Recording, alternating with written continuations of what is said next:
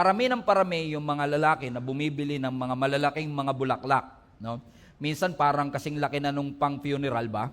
Okay? Yung mga malalaking bulaklak para ibigay nila dun sa kanilang mga iniirog. Maganda naman talaga ang intention nila kasi kumbaga parang Valentine's Day ito no? Parang ito yung panahon ng pag-ibig at gusto mong i-express ang iyong pagmamahal sa iyong iniirog na willing kang pumila, magbayad ng mahal, bumili ng magarbong bulaklak para ibigay sa iyong nililigawan o iniibig. Kasi yung malalaking bulaklak na yan, parang spectacular yung gesture. Mararamdaman nung babae, or for that matter, nung lalaki, minsan babae na kasi nagbibigay, nung lalaking iyong minamahal, na espesyal siya sa February 14. Maganda yung spectacular gesture na yon, pero paano naman yung another 364 days na hindi Valentine's? Kasi ang alam ko, ang pagmamahal ay hindi lang po masusukat sa isang spectacular day. Ang tunay na pag-ibig, mai-express natin yan ng totoo, hindi lang kapag February 14, kundi araw-araw, steady ang ating commitment. Kumbaga, hindi mo man mabigyan araw-araw ng bulaklak, pero may araw-araw kang patience, araw-araw na kindness, yung mga small gestures katulad ng pagsisilbi, pagtitimpla ng kape, pagbibigay ng chocolate, pag-iiwan ng mga note na, I missed you, I am proud of you, kapag pinagsama-sama mo yung maliliit na yan, nagiging compound and it makes a lot of difference in your relationship. In fact, hindi yung Valentine's Day gesture, kundi yung araw-araw na consistent kindness ang nagpapaganda, nagpapabuhay, at nagpapalago sa ating mga relationship. Kasi naniniwala po ako na ang Diyos, kapag naranasan ng isang tao, hindi po pwedeng hindi magkaroon ng ebidensya sa kanyang buhay. Hindi mo pwedeng i-claim na naranasan mo ang Panginoon pero walang makikitang changes ang ibang tao sa iyong buhay. Ang tawag po natin yan mga manifestations ng pagkilos ng Diyos. Or for this matter, for the sake of our context, yung bang manifestation ng Diyos o yung manifestation ng Holy Spirit, ito po yung paraan ng Diyos para i-express niya ang kanyang presensya at ang kanyang kapangyarihan sa bawat isa sa atin. Bakit ba kailangan may manifestation ng Holy Spirit? Bakit ba kailangan may ebidensya? Bakit ba kailangan na hilingin lagi na ang Holy Spirit o ang Diyos ay maranasan ko sa aking buhay? Kailangan po yan. Kasi kapag ka nararanasan ng isang Kristiyano ang banal na Espiritu o ang Diyos, ang kanyang pananampalataya lumalakas. At kapag hindi mo nararanasan, your faith will be weak, your faith will be dry, and your faith will be powerless. Ibig sabihin, the moment na nararanasan mo ang Diyos, the moment that you are being filled with the Holy Spirit, you can see visible signs of the Holy Spirit that He is actively working on your life. For example, when you say that you are filled with the Holy Spirit, pwedeng bigyan ka niya ng regalo. A gift of wisdom, a gift of knowledge, a gift of prophecy, a gift of miracle. Hindi lahat naniniwala dito, pero a gift of speaking and interpreting tongues.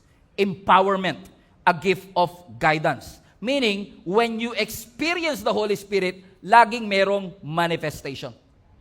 Hindi po pwedeng wala. Kasi hindi maniniwala ang ibang tao na nasa iyo ang Holy Spirit kung wala silang makitang ebidensya. Okay. Maniniwala po ba kayo kung ako ang magiging endorser ng glutathione? Grabe naman po kayo makatawa. Parang napaka-judgmental po ng dating ng inyong pagkakatawa na para talagang imposible. Pastor, bakit? Pagkasabi pa lang ng glutathione, naghahanap ka na kagad ng ebidensya. Hindi ka maniniwala kapag hindi mo nakita yung dapat effect na yon. So, ibig sabihin, kung ang glutathione, pampaputi, hinahanap mo yung puti.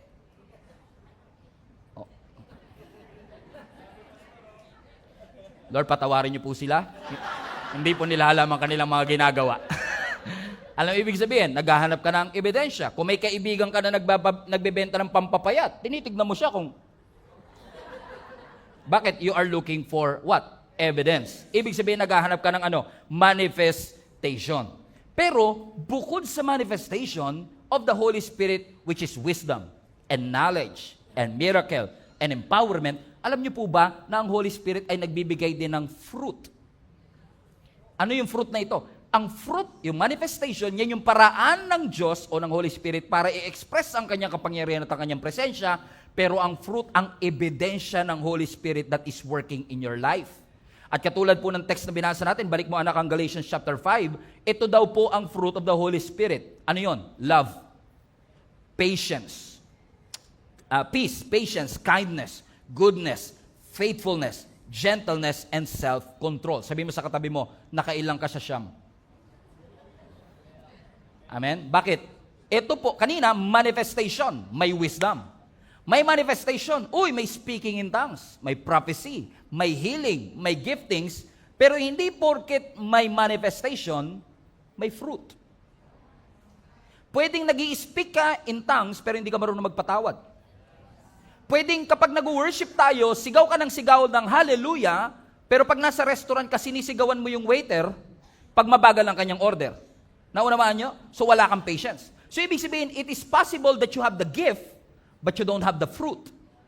At tatandaan nyo ito, maraming mga tao, di ko ito na-share kanina umaga, maraming mga tao are so confident with their giftings, na akala nila dahil ang anointing nagpo-flow sa kanilang giftings, hindi na nila kailangan ng fruit. Hindi kasi porket magaling kang preacher, mabait ka. Hindi porket maganda ang boses mo, maganda ang ugali mo. Come on now. Come on now. Sabi mo sa katabi mo, parang para sa itong series na ito. Amen? That some of us are so confident. Everybody say confident.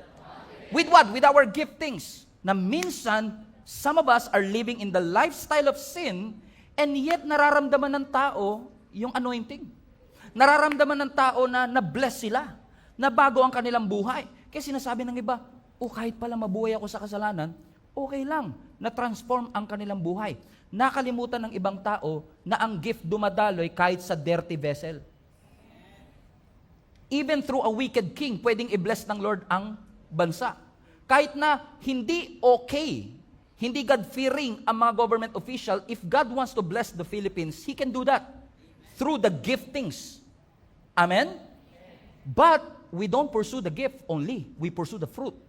Kasi ang fruit dumadaloy lang sa mga surrendered na buhay. Amen? Amen? For example, si King Saul. Si King Saul, hari, pero walang intimacy kay Lord. Si Judas, kasama lagi si Lord, pero binitray ang ating Panginoong Yesus. Kung iniisip natin na mai-impress ang Lord sa galing natin at sa giftings natin, tatandaan niyo po ito, hindi na po kailangan ng langit ng performer. Marami ng magagaling na performer sa langit. Ang kailangan niya, servants, na willing na mag-humble ng kanilang mga sarili para sa kalwalatian ng ating Panginoon. Therefore, maganda ang manifestation, maganda ang wisdom, maganda ang knowledge, maganda ang miracle. We want the spectacular things na bumaba ang presensya ng Panginoon at ibigay niya ang apoy sa atin. Pero after the fire, where's the fruit? Ang Galatians chapter 5 verse 22, the Holy Spirit, everybody read, produces this kind of fruit. Read now, everybody. Love, joy, peace, patience, kindness, goodness, faithfulness, gentleness, and self-control. Siyam. Pero pansinin nyo, siyam, pero highlight that part, pero fruit. Dapat fruits.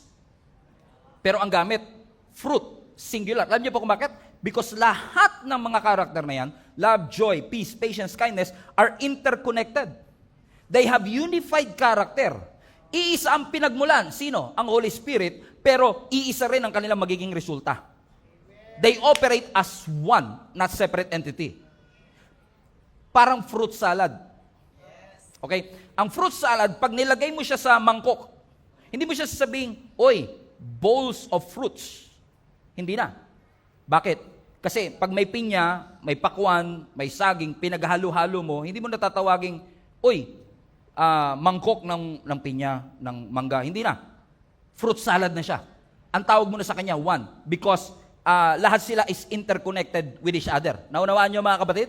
So when you say the fruit of the Holy Spirit, very intentional lang ang Panginoon dito na hindi siya nagkamali sa grammar. Ang sinasabi lang ng ating Panginoon, hindi po pwedeng meron kang love pero wala kang patience. Hindi po pwedeng may kindness ka pero wala kang self-control. They don't operate separately, they operate as one. Contrary to the acts of the flesh. Pansinin nyo, acts. Kung babalik ko tayo a few verses before verse 22, balikan natin verse 19, Galatians 5 pa rin. Same chapter, just few verses before.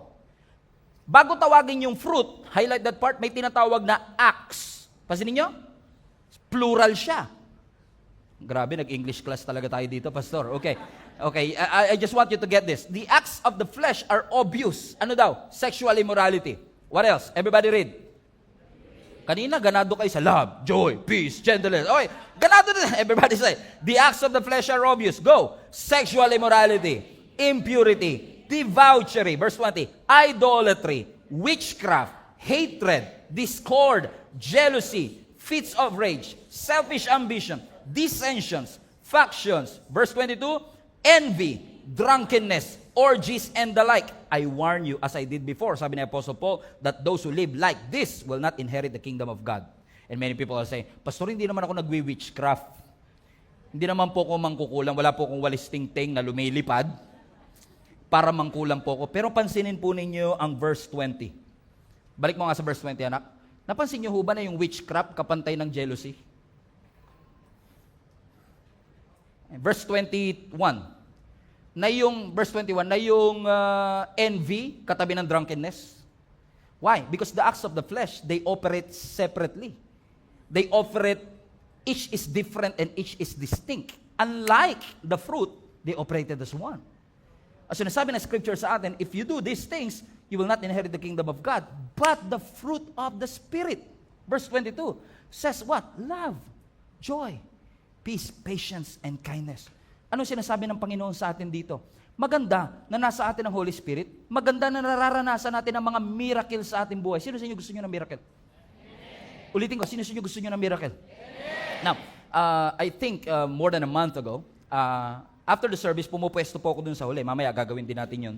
And those who are joining us for the first time, madalas yan, kinakamayan ko, pinapanalangin ko, at pinapakinggan ko kung ano ang storya, kung paano sila napunta sa church. One time, after habang nagpipicture taking, may lumapit po sa akin. Sabi niya, Pastor, pag-pray niyo po ako. Because 7 years na po akong dinudugo non-stop. 7 years. Pag-pray niyo po ako kasi nagpa-check up po ako, wala akong myoma, wala akong sakit sa ovary, wala akong cancer. Hindi na nga po alam ng doktor kung bakit nagdudugo ako kasi wala naman siya makitang tumor or anything. Kasi usually daw yan, pag may tumor, talagang yung bleeding mo tuloy-tuloy. Pero siya walang makita, sumuko na po yung mga doktor, hindi nila alam ang gagawin. Pag-pray niyo po ako. Pinag-pray namin. Which I also did every single Sunday. Different kinds of prayer, pinapanalangin natin. We did. Pinag-pray natin, tinawag ko isang volunteer, hinawakan niya dito sa tiyan, hindi nga ako umawak. Ako lang nag-pray. Lord, in the name of Jesus, we believe that you are a God that heals. Nakilala niyo po ang aming mga katawan and you have the power to command every cell of our body to put into order. In Jesus' name, amen. Next Sunday, bumalik. Sabi niya sa akin, Pastor, naaalala niyo pa po ako?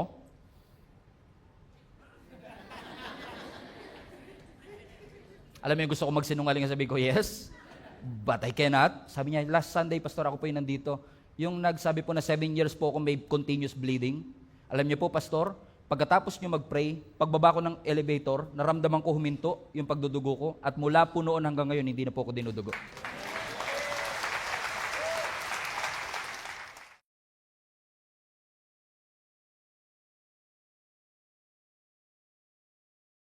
Now, I just want to clarify this.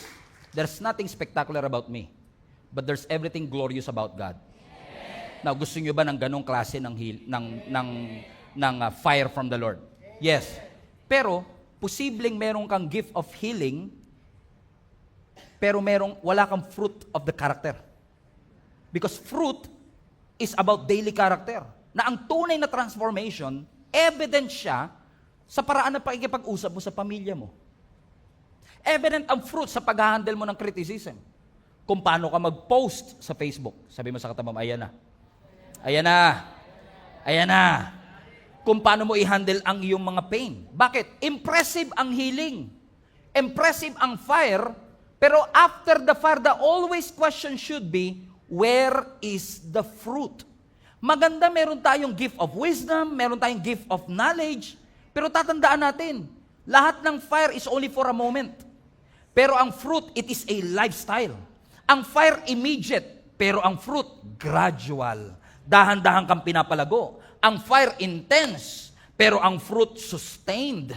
Ang fire is only for a moment, pero ang fruit, araw-araw mo siyang dala.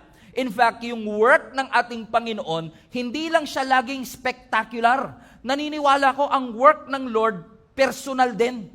Yung personal dealing niya sa atin. Yung wino-workout ng Lord, yung pride natin. Yung wino-workout ng Panginoon, yung character natin, yung attitude natin, yung ingratitude natin. Lahat ng yun, milagro din na ginagawa ng Panginoon sa ating mga buhay na gusto ng Lord ma-develop tayo, na hindi tayo masyadong focus sa penging miracle.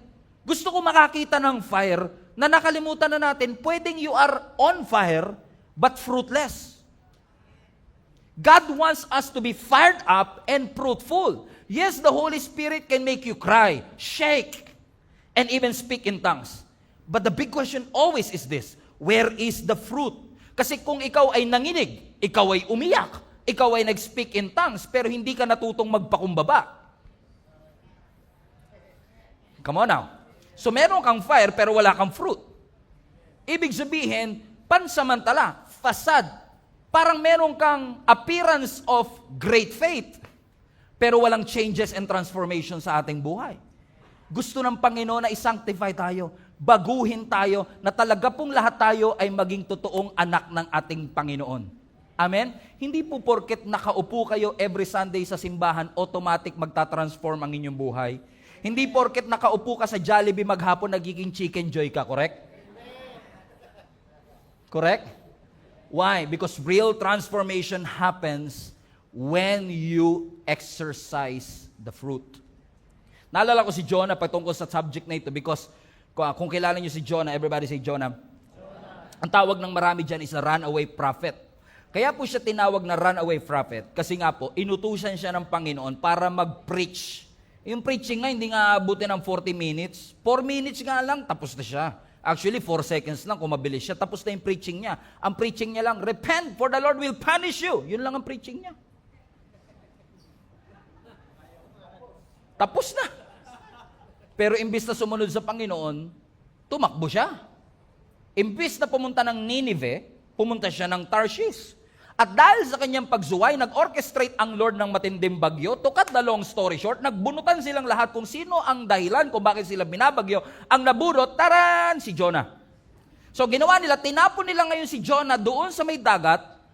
At watch this, at si Jonah ay kinain ng dilis. Nakita niyo sa Bible, di ba? Tinitingnan ko lang kung gising pa kayo. So kinain siya ng malaking isda at nanatili siya sa tiyan ng malaking isda, which I know, hindi siya whale shark, hindi siya malaking balyena. I believe this is a special fish for a special occasion na ni-rescue itong si Jonah at nanatili siya sa loob ng tiyan ng malaking isda for 3 days. Ni-rescue siya ng Panginoon. Question, deserve niya bang ma-rescue in the first place? No, he did not. Hindi niya deserve ma-rescue. Kakasuway niya lang sa Panginoon. At dahil sumuway siya, he deserves to die. But God is so gracious na nagpadala ang Diyos ng isda para siya'y kainin. In essence, lulunin at manatili sa tiyan ng isda for 3 days. At alam niyo nangyari? After na ma-rescue siya ng malaking isda, finally sumunod siya sa ating Panginoon. At pagdating niya doon sa Nineveh, sabi niya, repent! For the Lord will punish you. Simpleng-simple. Kung sumunod siya, tapos na, hindi na siya kinain ng isda eh. Pero ano mo sabi ng scripture, dahil sa kanyang preaching na napakaiksi lamang, yung hari ng Nineveh nagpatawag ng matinding fasting. At sabi niya, magsisi tayo sa ating mga kasalanan, pati mga hayop nag-fasting. Not kidding, basahin niyo yung Bible, pati mga hayop nag-fasting sila because they take that warning seriously. Hindi ko alam kung bakit. Maybe because kasi yung tiyan ng isda, apparently, yung sinasabi ng mga historians, ay may mga amino acids po yan sa tiyan. Na yung amino acids na yun, pag nandun ka sa loob, talaga malalagas buhok mo. Pati kilay mo malalagas, bigote mo. Siguro nung lumabas si Jonah at pumunta ng Nineveh, wala talaga siyang buhok at all. Wala siyang kilay, wala siyang bigote. Kaya nung sinabi niyang, repent! Naniwala ka, panipaniwala to, pre, hindi na pinagdaanan, no? Kaya nagsisi sila sa kanilang mga kasalanan. Okay, kidding aside, that's not in the Bible, by the way. Okay, sure lang siya. Okay, but, watch this, nagrepent silang lahat. At sabi ng scripture, naglubag ang loob ng Diyos. At imbis na gunawin sila, inisper sila, pinalaya sila ng Panginoon. At habang nagse-celebrate ang mga taga-Nineveh, si Jonah galit. Nagtampo si Jonah. Kaya ako naniniwala si Jonah, hindi siya runaway prophet, pouting prophet. May kilala ba kayong ganun? Pag hindi nasunod ang gusto nila, puro artista na naman binoto nila. Hindi na naman nanalo yung hindi na naman nanalo yung binoto. May kilala ba kayong mga ganyan, mga pouting prophet? Kala ko pa naman ice cream tilapia pala laman. He was angry. While everyone is celebrating, he was angry. You know why? Let's catch up the story. John 4, verse 1. This change of plan. Ano yung change of plan? Imbis na gunawin, niligtas. Greatly upset Jonah. Watch this. And he became very angry. So he complained to the Lord. By the way, tip number 1, kung magko-complain ka, huwag kay Lord. He complained to the Lord about it. Ano sabi niya? Didn't I say before I left my home that you would do this, Lord? That is why I ran away to Tarshish. I knew that you are a merciful and compassionate God.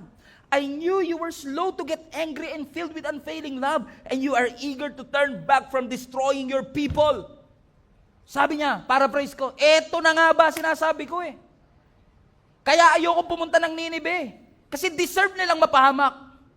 Deserve nilang tupukin ng apoy. Kaya nga ako tumakas para matuluyan sila eh.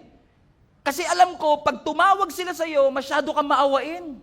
Masyado kang gracious, pagbibigyan. Ayan na nga nangyari. Pinagbigyan mo nga sila.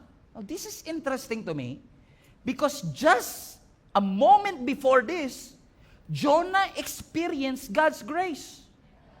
Listen to me. He deserves to die. Remember? He disobeyed the Lord blatantly.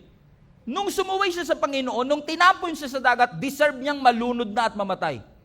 But God rescued him. Nirescue siya ng Panginoon. At nung naligtas siya, ang sabi niya, ito na nga ba sinasabi ko? Ako dapat. Napansin niyo, naka-experience siya ng spectacular miracle. Come on now. Naka-experience siya ng fire in essence. Nakaranas siya ng malaking miracle na siya mismo ay dramatically ni-rescue ng malaking isda. At nung nawala na yung apoy, wala rin pala siyang love. Wala rin pala siyang compassion. Bakit? Ang gusto ni Jonah, judgment.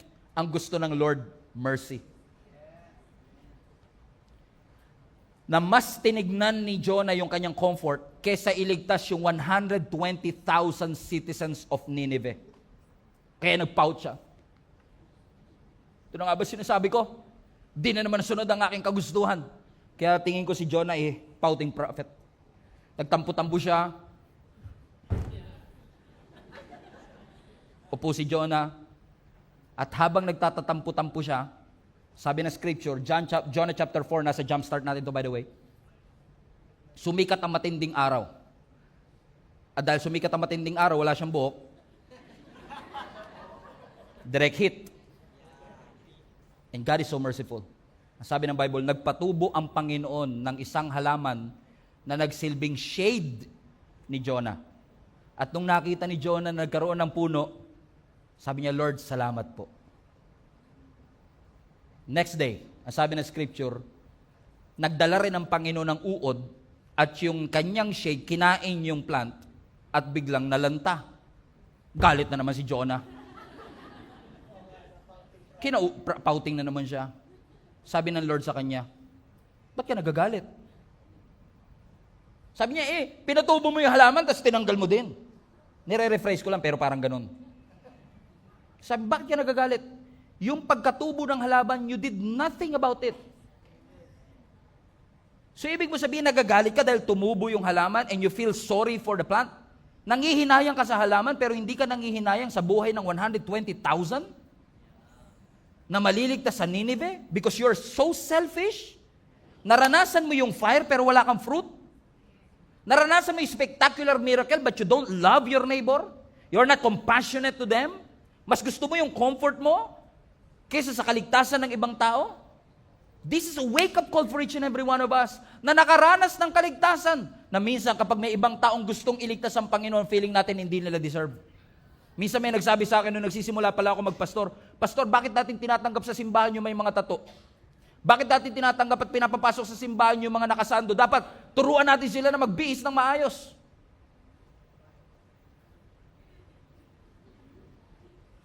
Naalala ko nung nag-try ako mag-gym one day. Alam niyo yung pag nag-try ka mag-gym, alam mo yung gym? GYM? Nagbubuhat ka. Alam mo, pagka overweight ka, tapos pumunta ka sa gym, try nyo lang. Pagpasok ko sa gym, naalala ko, 100 kilos ako nung time na yun. Pagpasok ko sa gym, lahat ng tao, di ba, yung nagbubuhat pa sila, di ba? Pag nagbuhat pa naman yun, talaga focus sa muscle nila. Kasi posture Tandang-tanda ako, hindi ko makakalimutan. Pagbuhat ko, nung tumunog yung pinto at pumasok ako, lahat sila nagtinginan sa pinto. Parang basa ko sa lahat ng mata nila. Uy, may papasok Wala nang pag-asa to. Alam mo yung ganun? Na na-realize ko na oo, mukhang wala akong pag-asa kasi hindi ko alam yung sistema nyo, hindi ko alam kung paano yung tamang posture. Pero maaaring yung nagsasabing wala ng pag-asa to, dati rin siyang nandun sa pwesto na yun. Na nakaranas din siya ng salvation, pero dahil ngayon maganda na katawan mo, judgmental ka na sa hindi pa. Naunawaan nyo mga kapatid? Amen? Alam mo, ginawa ko nung sinabi nila, bakit tumatanggap yung mga saldo? Sabi ko, sige, kahit naka-chainless, tanggapin nyo, tas lagay nyo doon your home. Because this is everyone's home. This is not a church for perfect people with perfect lives. Lahat tayo imperfect people that needs the grace of God. And once we experience the spectacular miracle of our God, where is your compassion? Ikaw na nakaranas ng grace, where is your grace? Ikaw na nakaranas ng compassion, where is your compassion? Yes, the Spirit made you cry, shake, nanginig ka talaga. Pero kung hindi ka natutong magpakumbaba, kung hindi ka natututong mag-apologize, the Spirit did not transform you from inside and out. Ang miracle ng Diyos hindi lang spectacular, nakikita ang tulay na work ng Diyos kung paano natin tratuhin ang ating kapwa. Kung paano natin tratuhin ang mga taong hindi natin kamag-anak. Minsan hinahanap natin yung powerful, hinahanap natin yung big moments, yung emotional moments, totoo yan. Kailangan natin yan. Pero God's primary work happens in the ordinary, everyday moments of our life. Ang tunay na ebidensya na ang Diyos at ang Holy Spirit gumagawa sa buhay natin, hindi lang sa mga fire moments, kundi lalong higit sa mga fruit moments ng ating buhay. Si Moses, for example, literal niyang na-encounter ang Diyos through the fire, through the limit, through the wall. For a chance to be with you, I'm gladly risking it all. Diba? Through the fire. Ano sabi ng scripture? Nag-appear ang Panginoon through a burning bush. Na-encounter niya yung fire moment. Meron siyang matinding big moment na na-encounter niya at narinig niya ang boses ng Panginoon. Pero nasukat ba ang leadership ni Moses dahil doon sa kanyang fire moment? Hindi. Nasukat ang kanyang leadership nung naging faithful siya for 40 years na sundin ang pinapagawa ng ating Panginoon. Si Elijah, literal din pong nakapagpababa ng apoy. Nung dinefeat niya yung 450 prophets ni Baal, habang nung time na yun dumarami ang mga false prophet, hinamon siya. At itong si Elijah, hinamon din niya itong 450 prophets para patunayan kung sino ang Diyos. Ano sabi ng Bible? Nagpatawag si Elijah ng apoy, bumagsak ang apoy. Literal na fire moments. Pero after that fire moment, where is Elijah? He was running for his life. He was fearful. He was doubting and he was depressed. Yes, may fire moment, but again, where is the fruit? For example, si Peter. He encountered a fire moment nung nakalakad siya sa ibabaw ng tubig. It was a spectacular miracle. Amen? Bro mo naman, nakalakad ka sa ibabaw ng tubig. Fisherman ka pa, ha? Amen? And you were able to walk on water. You've never seen that before in your life. Pero after that miracle, in Matthew chapter 14, where Peter was able to walk on water, nakalakad siya for a while, niligtas siya ng ating Panginoon, nakabalik sila ng kanilang bangka. Pagdating nila ng Gennesaret, ang sabi ng scripture, si Jesus bumaba ng bangka at pinagaling niya ang lahat ng taong lumapit sa Kanya. After that moment, watch this, after that moment of spectacular things of walking on water and healing everyone who is sick, may mga hindi natuwa. Guess who? Hulaan niyo kung sino? Yung mga lagi malungkot. Sadducees. Lagi kasi malungkot ang mga Sadducee They are always sad, you see? Okay? Eto na. Na-encounter nila ang ating Panginoon. Nagalit sila kay Jesus Christ kasi yung mga disciples bago kumain, hindi naghugas ng kamay. Tignan nyo ang pinag-uugatan ng galit, ha? Hindi naghugas ng kamay bago kumain. Apparently, ritual nila, nag-uugas ka ng kamay bago kumain. And follow the story. Verse 2. Sabi ng mga Pharisees, pouting Pharisees, why do your disciples disobey our old tradition? Mga holier than thou attitude. For they ignore, may mga eyeliner. For they ignore our tradition of ceremonial hand washing before they eat. Talaga? Pag-uugas lang ng kamay, problema nyo pa? Sumagot si Jesus Christ. Verse 3. And why do you, by your tradition, violate the direct commandments of God? Verse 4. For instance, God says, honor your father and your mother. And anyone who speaks disrespectfully of mother or father must be put to death. But you say, it's all right for people to say to their parents, sorry, I cannot help you. For I have vowed to give to God what I would have given to you. So sinasabi ng mga Pharisees, ba't mo inaaya yung mga disciples mo hindi naguhugas ng kamay bago kumain? Sabi ni Lord, talaga? Paraphrase. Samantalang kayo, yung mga commandments mismo, willing kayong suwayin? For instance, sabi ng Panginoon, di ba nakalagay sa 10 Commandments, you should honor your father and your mother? Pero yun ang direct command, pero pinapayagan nyo na sabihin ng mga anak, hindi kita matutulungan? So that is a direct disobedience to the commandment. So pinaprioritize mo yung mas pinaprioritize mo at pinapansin mo na hindi naghugas ng kamay ang mga disciples ko, samantalang kayo pinapayagan nyo yung iba na hindi marunong rumespeto sa kanilang mga magulang? Verse 6, in this way, you say they don't need to honor their parents? Okay lang na hindi nila galangin ang kanilang mga magulang, kaya kinakancel nyo ang word of God for the sake of your tradition? Mas priority nyo pa yung paghuhugas ng kamay kaysa paggalang sa mga magulang. Verse 7, mga hipokrito kayo. You hypocrites. Isaiah was right when he prophesied about you. Verse 8, these people, they honor me with their lips, but their hearts are far away from me. What God is saying is this. You just experienced a miracle. What's this? Nakita nila mismo kung paano pinagaling ni Jesus ang mga disciples. They experience it, yung mga taong lumapit sa Kanya, they experience it themselves. After the miracle, after the fire, and then here comes the Pharisees. That these Pharisees, their faith is spectacular on the outside. Mahigpit sila sa kanilang ritual, mahigpit sa kanilang tradisyon. Impressive ang kanilang mga appearance, pero kulang sila sa fruit. Sinasaway nila yung mga hindi marunong magugas ng kamay, pero pinapabayaan nila, tinotolerate nila yung hindi marunong gumalang sa kanilang mga magulang. Sabi ng Panginoon, in essence, you have the fire, but you don't have the fruit. At kapag puro fire ka lang at wala kang fruit, nakaka-burnout yan. Pero kung puro fruit ka lang na walang fire, hallelujah, routine na yan.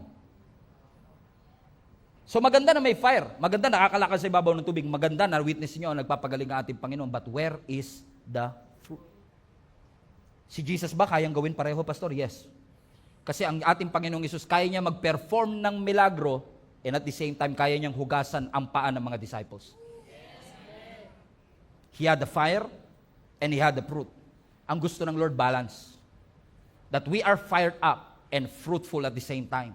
Na hindi lang tayo puro hallelujah, sigaw-sigaw ng hallelujah, pero mga magulang natin, sinisigawan natin at wala tayong respeto sa kanila. Na tinataas natin ang ating mga kamay, pero pride natin, hindi natin mababa.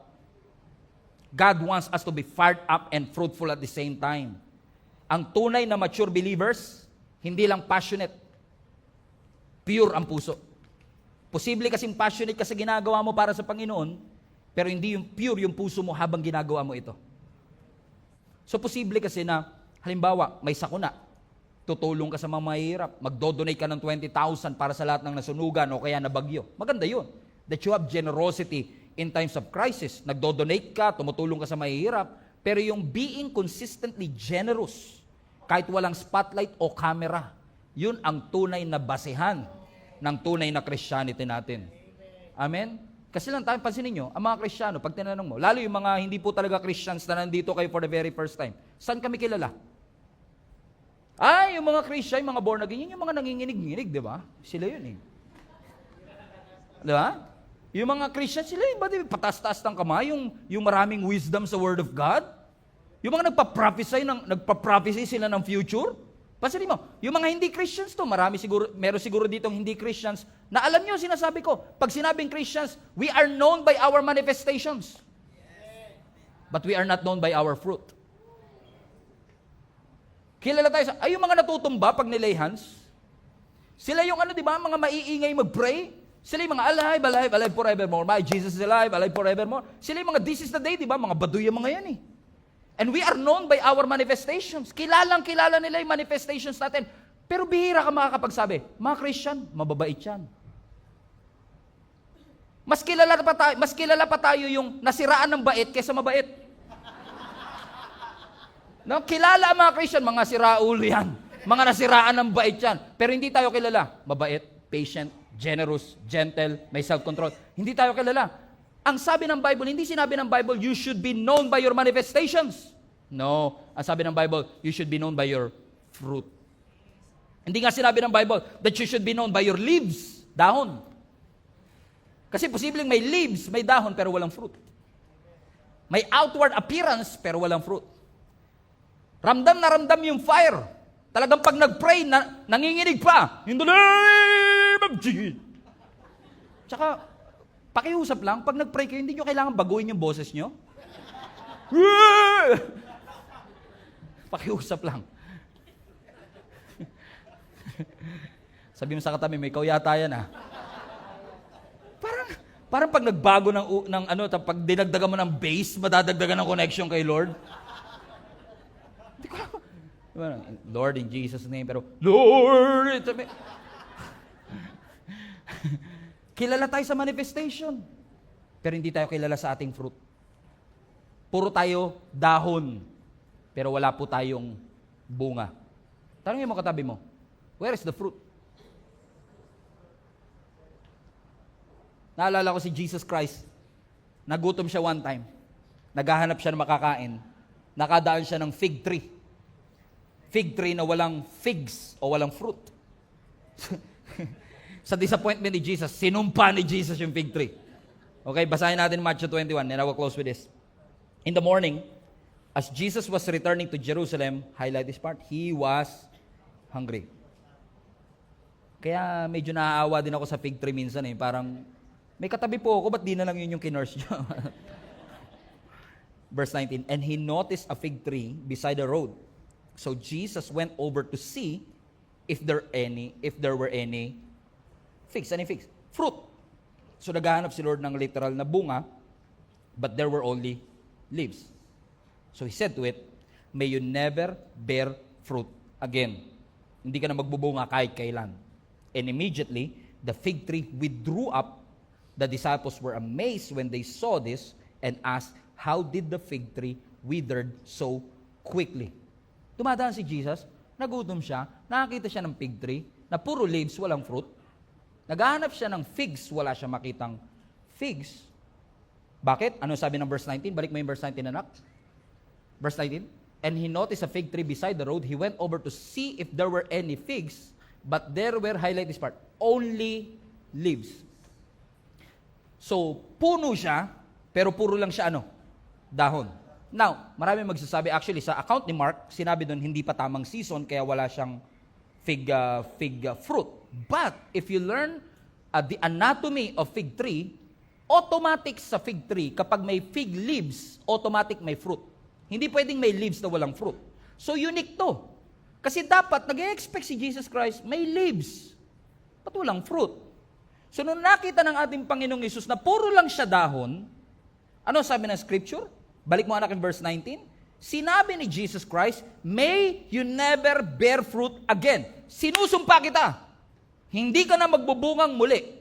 Now, kung magkatotoo to, milagro? Kung magkatotoo po na hindi talaga siya magbunga, milagro? Yes. Milagro, destructive miracle, in essence. Pero milagro pa din. Correct? And ang sabi ng scripture, and immediately, highlight that part, immediately the fig tree withered up. Immediately. So pagkasabi ni Jesus, hindi ka na magbubungang uli.